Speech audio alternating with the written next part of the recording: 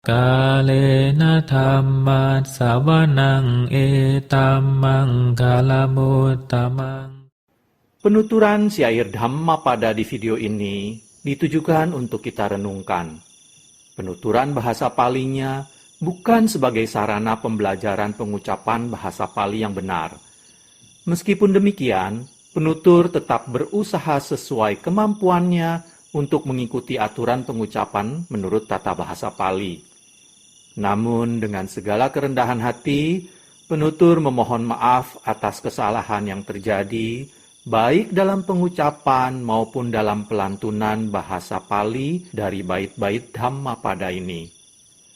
Untuk syair Palinya, penutur memilih membacakan dari hard copy kitab pustaka Dhammapada Pali Indonesia yang diterbitkan oleh Sangha Theravada Indonesia.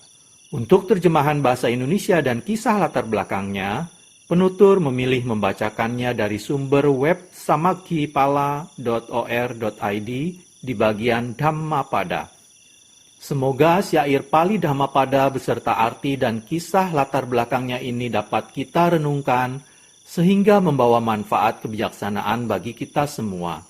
Semoga semua makhluk berbahagia. Sadhu. Sadhu, sadhu. Terima kasih.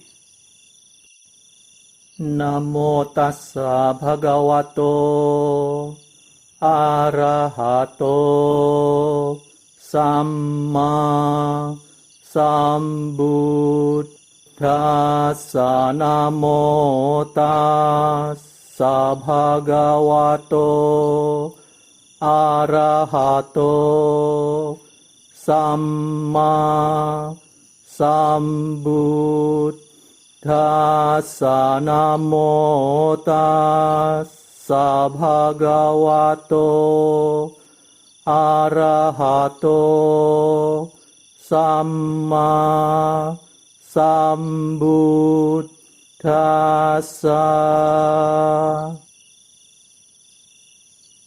Pembacaan bait-bait Dhammapada beserta arti dan kisah latar belakang dibabarkannya bait tersebut oleh Buddha Gautama. Piya Wagga, kelompok bait tentang kecintaan. Bait 218. Canda jato anak hate, manasa caputo sia, kame caapati badha citto,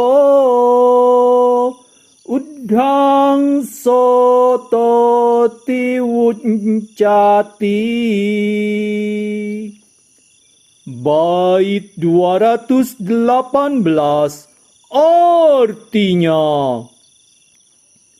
barang siapa bermaksud ingin mencapai yang tak dinyatakan nibbana, yang batinnya tidak lagi terikat oleh kesenangan indria, orang seperti itu disebut yang telah pergi ke hilir arus kehidupan. Latar belakang dibabarkannya bait 218 Piya Wagga oleh Buddha Gautama. Kisah seorang Thera Anagami. Suatu saat, murid-murid dari seorang Thera bertanya kepadanya, apakah dia telah mencapai tingkat jalan kesucian atau magga? Tetapi sang Thera tidak berkata apa-apa, meskipun dia telah mencapai jalan kesucian anagami atau anagami magga, magga ketiga.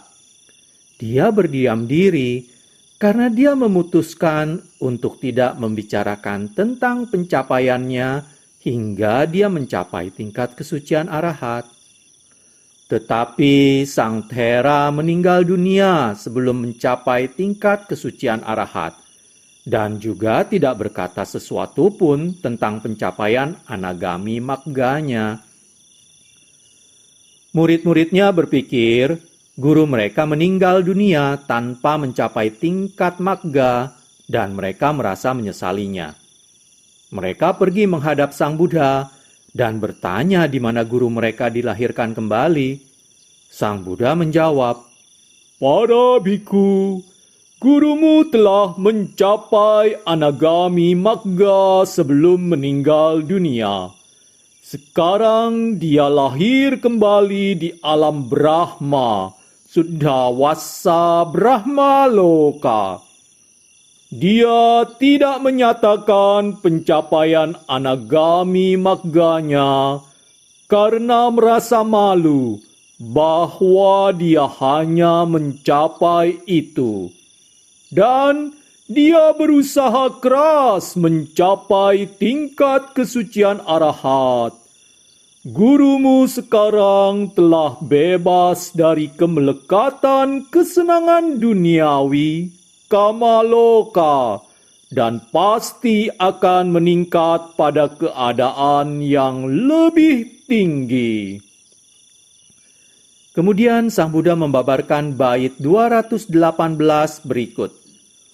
"Barang siapa bermaksud ingin mencapai yang tak dinyatakan nibbana, yang batinnya tidak lagi terikat oleh kesenangan indria, orang seperti itu disebut yang telah pergi ke hilir arus kehidupan." Para biku mencapai tingkat kesucian arahat setelah khotbah dhamma itu berakhir. Kalena dhammat savanang etammang kalamuttamaং